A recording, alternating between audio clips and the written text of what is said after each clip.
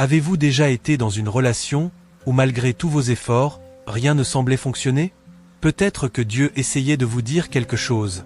Aujourd'hui, nous allons explorer cette signe que Dieu peut utiliser pour vous montrer qu'il n'est pas judicieux de continuer dans une relation. Restez avec nous jusqu'à la fin, car le dernier signe pourrait complètement changer votre perspective. Avant de commencer, n'oubliez pas de liker la vidéo et de vous abonner à la chaîne pour plus de contenu qui renforce votre parcours spirituel. Dieu a un plan pour chacun de nous, et cela inclut nos relations. Parfois, il utilise des signes clairs pour nous montrer que nous sommes sur la mauvaise voie avec quelqu'un, même si nous ne voulons pas le voir. Découvrons comment Dieu communique avec nous lorsqu'une relation n'est pas de sa volonté. L'un des signes les plus évidents que Dieu n'approuve pas une relation est le manque de paix intérieure. Mais que signifie réellement cette paix intérieure? Et pourquoi est-elle si importante? La paix de Dieu est différente de tout sentiment passager. Lorsque nous vivons selon la volonté de Dieu, il y a une profonde tranquillité, une sérénité qui demeure dans nos cœurs, même face à des circonstances difficiles.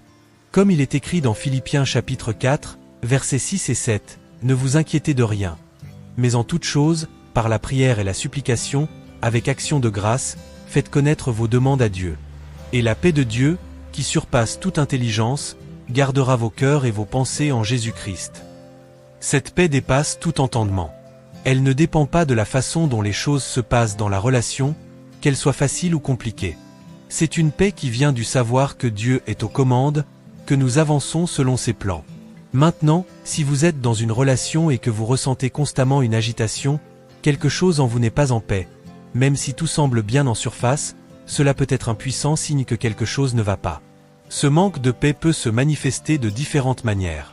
Peut-être ressentez-vous une anxiété inexplicable avant de voir cette personne, ou après avoir passé du temps avec elle, vous ressentez un poids émotionnel que vous ne pouvez pas comprendre.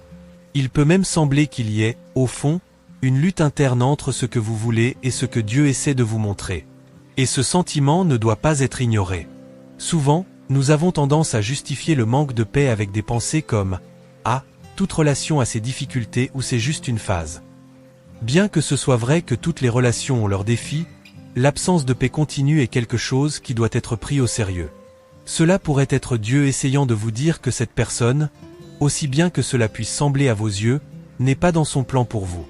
Un autre point crucial est que ce manque de paix intérieure ne signifie pas nécessairement que l'autre personne est mauvaise. Il ne s'agit pas de juger le caractère de l'autre, mais de reconnaître que peut-être, elle n'est pas la bonne personne pour vous.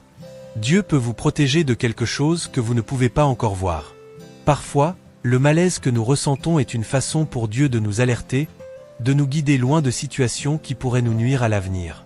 Lorsque Dieu approuve une relation, la paix que nous ressentons est presque inexplicable.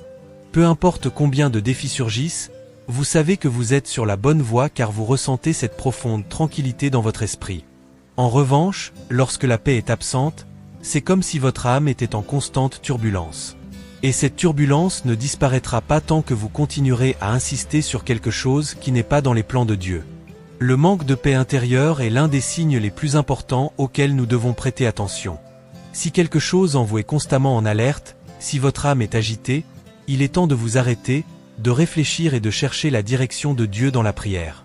Il est toujours disposé à nous montrer le chemin, mais il nous appartient d'écouter et d'obéir. Le deuxième signe que Dieu pourrait vous envoyer est la résistance dans la relation. Mais que cela signifie-t-il concrètement? Comment identifier la résistance qui vient de Dieu et la différencier d'autres barrières naturelles qui surgissent dans n'importe quelle relation? La résistance peut être décrite comme un ensemble d'obstacles répétés et inattendus qui semblent surgir à chaque pas que vous tentez avec l'autre personne. Ces obstacles peuvent être petits, comme des plans constamment annulés, ou grands, comme des changements de vie qui empêchent le progrès de la relation. Le point central ici est qu'il est souvent vrai que cette résistance peut être un signe divin que cette relation n'est pas la meilleure pour vous. Imaginez que vous êtes dans une relation, et soudain, des problèmes surgissent que vous n'auriez jamais pu prévoir: retard, changement soudain de plan, malentendus qui semblent se multiplier. Peu importe combien vous et votre partenaire essayez d'avancer, il semble que l'univers conspire contre vous. C'est comme si quelque chose bloquait le chemin. Dans ces moments, il est essentiel de discerner ce qui se passe. Cela peut être Dieu intervenant, essayant de vous montrer que ce n'est pas le bon chemin. Une erreur courante est de penser que, Face à cette résistance, nous devons insister encore plus. Dans les enseignements modernes, nous entendons souvent que nous devons lutter pour l'amour ou ne pas abandonner facilement. Mais il y a une différence entre lutter pour quelque chose que Dieu vous a appelé à protéger et forcer quelque chose dont il essaie de vous éloigner. Cette résistance peut se manifester de manière inattendue. Cela peut être à travers des portes qui se ferment constamment, des plans qui échouent ou un sentiment persistant que quelque chose empêche toujours la relation d'avancer. Lorsque Dieu impose une résistance, ce n'est pas pour nous punir ou rendre nos vies difficiles, mais plutôt pour nous protéger de quelque chose que nous ne pouvons pas voir. Il pourrait bien nous diriger vers un chemin différent, un chemin plus aligné avec ses plans. Et c'est ici qu'intervient le discernement spirituel. Souvent, nous confondons la résistance de Dieu avec des attaques de l'ennemi. Cependant, la résistance de l'ennemi est chaotique, génère de la confusion et a pour but de nous éloigner de quelque chose de bon. En revanche, la résistance de Dieu est différente. Elle apporte réflexion, pause et au fond, vous donne l'occasion de réévaluer. La Bible nous enseigne à marcher selon l'esprit et non selon nos sentiments. Souvent, nous voulons tant qu'une situation fonctionne que nous ignorons les signes clairs que Dieu nous donne. Nous continuons à pousser une situation qui, aux yeux de Dieu, n'est pas la meilleure pour nous. Il est important de se rappeler que, si Dieu impose une résistance, forcer le progrès peut apporter plus de douleur à l'avenir. Au lieu de continuer à lutter contre ces barrières, il est temps de s'arrêter et de demander à Dieu ce qu'il désire vraiment pour vous. Peut-être qu'il a un plan bien meilleur, mais vous êtes tellement concentré sur le fait de faire fonctionner la relation que vous ne pouvez pas voir ce que Dieu a prévu.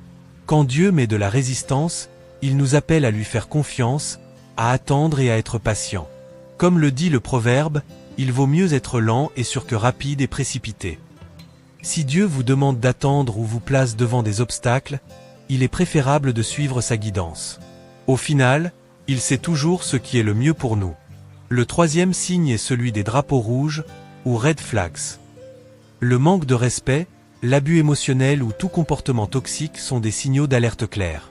Dans Éphésiens chapitre 5, verset 25, nous lisons que le mari doit aimer sa femme comme Christ a aimé l'Église avec respect, soin et sacrifice.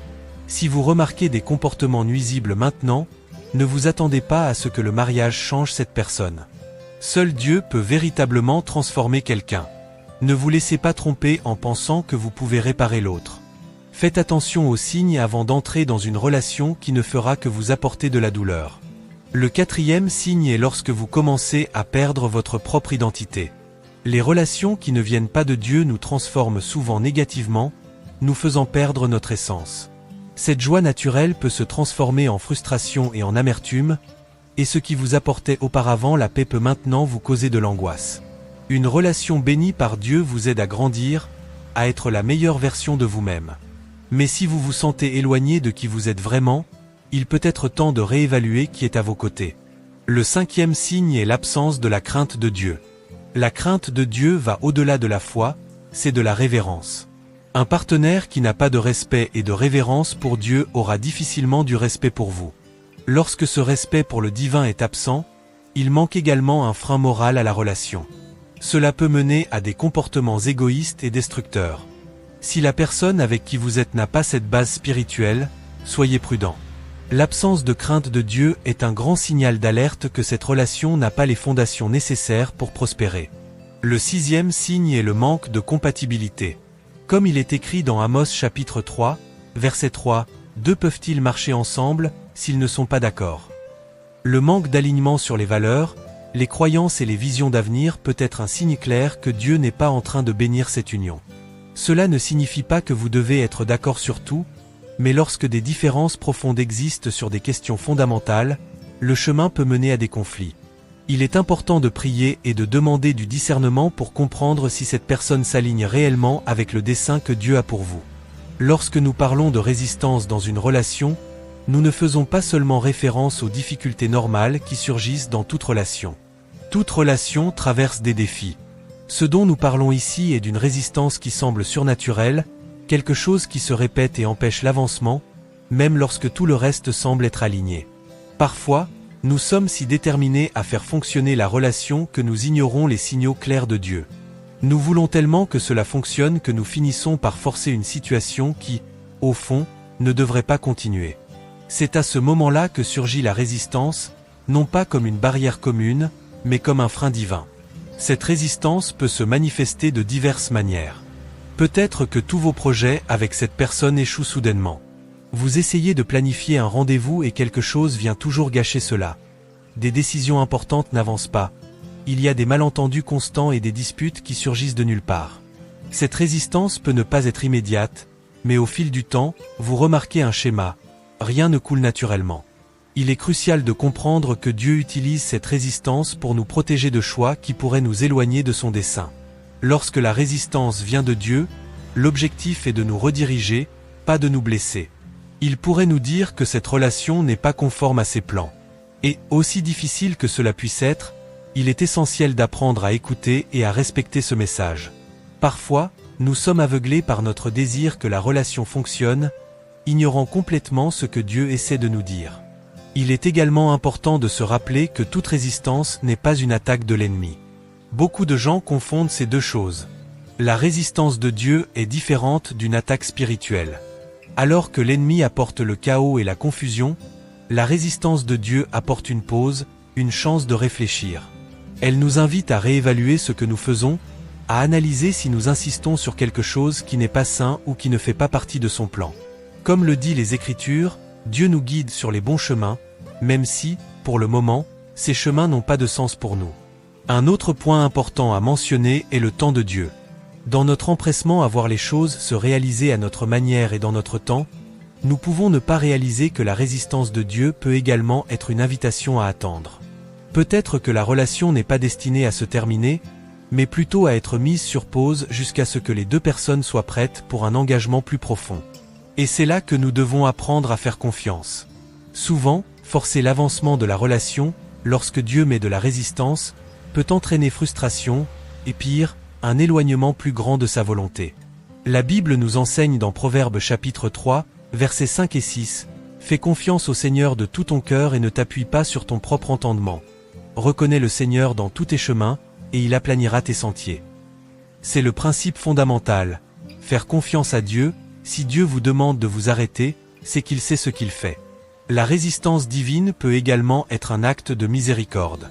Dieu peut voir des choses que nous ne voyons pas. Peut-être qu'il vous protège d'une douleur future, d'un cœur brisé ou même d'une relation qui, à long terme, serait toxique ou destructrice. La résistance peut être la façon dont Dieu vous dit « Attends, j'ai quelque chose de mieux pour toi ». Et c'est ici qu'émerge un autre point, notre propre volonté. Souvent, nous voulons tellement quelque chose que nous ignorons la résistance de Dieu. Nous continuons à essayer de forcer les choses à fonctionner. Et même si nous avançons, cela engendre plus de douleur et de frustration. C'est comme nager à contre-courant épuisant, usant, et au final, inutile. Dieu nous connaît profondément et sait ce qui est le mieux pour chacun d'entre nous.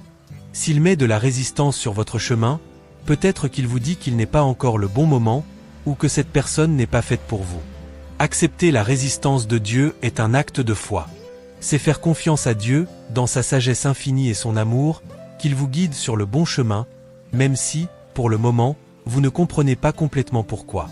Alors, si vous sentez qu'il y a une résistance constante dans votre relation, que ce soit à travers de petits obstacles qui surgissent continuellement, ou à travers de grandes barrières qui vous empêchent d'avancer, il peut être temps de vous arrêter et de réfléchir.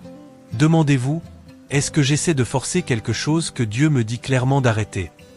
Parfois, la réponse se trouve dans le silence et la réflexion. Le message final ici est clair, ne forcez pas. Ne ignorez pas les signes de résistance que Dieu place sur votre chemin. Au lieu de cela, considérez cela comme une occasion de vous rapprocher de lui, de chercher sa guidance et de faire confiance au fait qu'il a le meilleur plan pour vous. Après tout, Dieu ne ferme jamais une porte sans avoir préparé quelque chose de mieux. S'il met de la résistance, accueillez cette pause, réévaluez la relation et permettez à Dieu de guider vos prochaines étapes. En fin de compte, sa résistance est toujours un acte d'amour et de protection, jamais une punition. Donc, si vous doutez de votre relation, prêtez attention à ces 7 signes. Le manque de paix intérieure, la résistance, les drapeaux rouges, la perte d'identité, le manque de crainte de Dieu, le manque de compatibilité, et même des rêves et des visions. Dieu ne vous enlèvera jamais quelque chose de bon, mais il peut vous protéger de ce qui pourrait vous blesser. Si vous percevez ces signes, n'ayez pas peur de vous arrêter, de réfléchir et de chercher la guidance divine. Si cette vidéo vous a aidé, aimez, partagez et abonnez-vous à la chaîne. Que Dieu guide vos pas dans toutes vos décisions.